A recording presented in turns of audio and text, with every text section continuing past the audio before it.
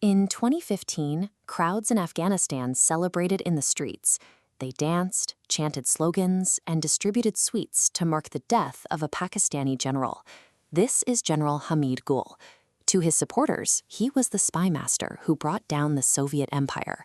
As the head of the ISI, he was the primary link providing weapons and strategy to the Afghan Mujahideen. But the legend hides a different reality. Behind the scenes, Gul's operational record was defined by a sequence of catastrophic failures. This raises a central mystery.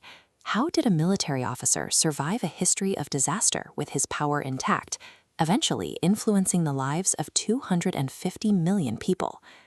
Hamid Gul's career provides a window into the dangers of a military intelligence agency operating with absolute power and zero accountability. The first major crisis began on April 10, 1988. A secret ISI weapons depot at Odri Camp, located between the major cities of Islamabad and Rawalpindi, detonated without warning.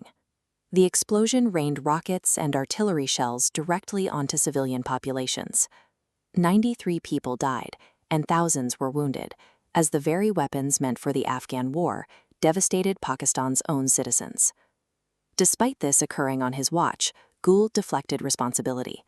He promoted a narrative that the disaster was actually American sabotage, shifting the focus away from his own security failure. The strategy worked. Even after the disaster and the death of military ruler Zia el-Haq, Gul stayed in power. His position remained untouched by the fallout of the explosion. Surviving Odri Camp sent a toxic precedent. It demonstrated that the intelligence apparatus had become a state within a state, operating beyond the reach of normal consequences. By late 1988, the political landscape shifted. The military establishment faced a new challenge: the return of domestic democracy and the rising popularity of Benazir Bhutto. To counter her influence, Gul took it upon himself to engineer a new right-wing political alliance. Known as the IJI, this group acted as a weight on the scales, preventing the PPP from gaining total control. This covert operation actively manipulated the electoral map, successfully splitting the vote in key regions like Punjab and weakening the democratic mandate. An unelected spy was now deciding how much power the voters were allowed to have, claiming that subverting democracy was a requirement for national security.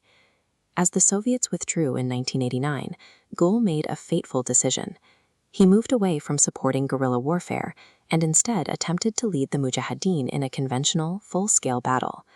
Driven by the doctrine of strategic depth, Pakistan aimed to install a proxy government in Afghanistan to create a Western buffer against India. The tactical goal was Operation Jalalabad, capturing the city to use as a launching pad to seize the capital, Kabul. The result was a slaughter. The Mujahideen were untrained for a set-piece battle and were decimated by the Afghan forces. Thousands were killed in a predictable tactical failure. This public humiliation finally gave Benazir Bhutto the leverage she needed. She removed Gul from his post as head of the ISI.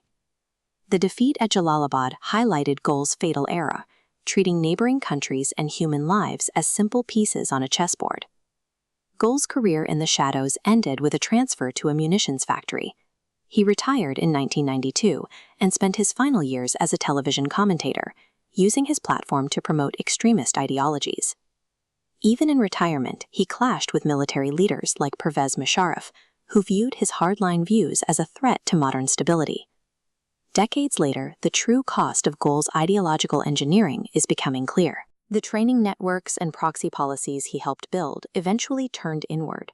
These same systems fueled the rise of groups like the TTP, leading to a wave of terrorism that now targets Balochistan and KPK. In a bitter irony, the militants shaped by his doctrine have become the primary threat to the stability of the Pakistani state. The legacy of Hamid Gul suggests a final lesson. When a state relies on covert manipulation and unchecked power, the very tools built for protection can become the instruments of its own ruin.